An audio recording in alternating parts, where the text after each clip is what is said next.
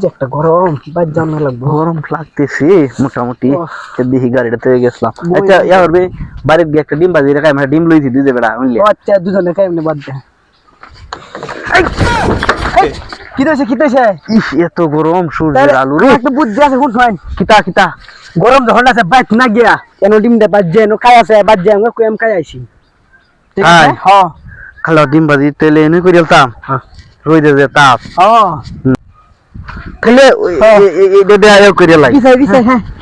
বই বউ জিয়ার ওই কি দিতাছে এইভাবে মুখ করে হ্যাঁ। তো বেড়া আনছি রেডি আস্তে আস্তে তোর তোর ডিম খারাপ দেখি হ্যাঁ টেঙ্গো এই পাঙ্গে না তো এই উপরে যেতেছে বান